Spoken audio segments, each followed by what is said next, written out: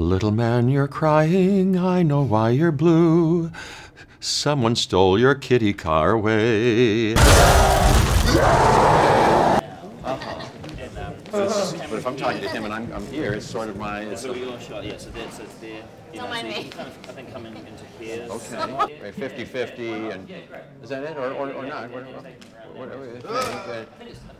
Like this? Yeah. Was that I play the Grandmaster. Yes, I'm the head of Sakaar, and it's colorful, and even though I've lived since shortly after the Big Bang, 14 million years old, the only thing I like to do is to play games, really. And I've gladiatorial. When we meet I'm in the middle of my gladiatorial games, producing, and what else? And then there's a kind of a rebellion, and I have to deal with that and all that kind of stuff. But if you fear not, I can't be killed, just like my brother Benicio del Toro, the collector. And there it is, and that's in the middle of this whole other story, the Thor. Young Thors.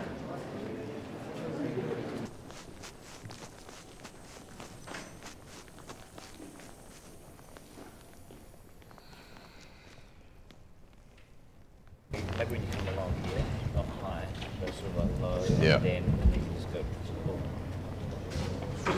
Damn, okay, cool. 2, 1, go! Go!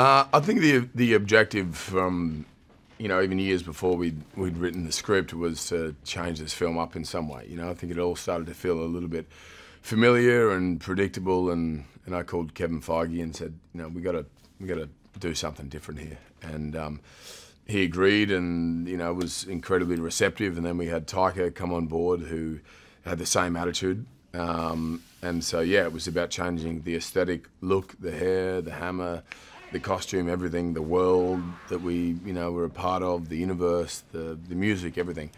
And so it felt like kind of a clean slate, and starting again and playing a new character in a way, which was hugely freeing and invigorating.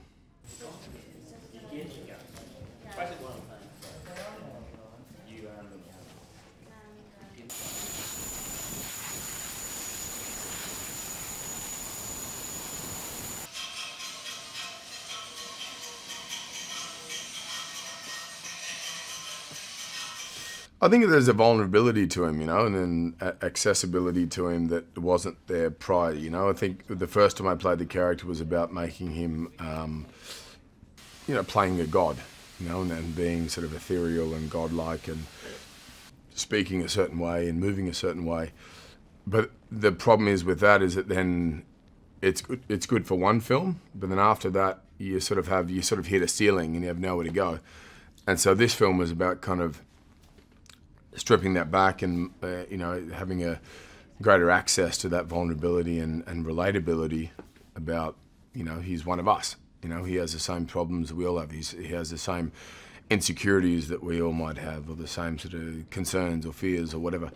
And then so we sort of did away with any exterior sort of confidence, and he was almost on the back foot a lot of the time, which is a lot more fun to play. There's a self-deprecating sort of attitude and sense of humor that comes into play.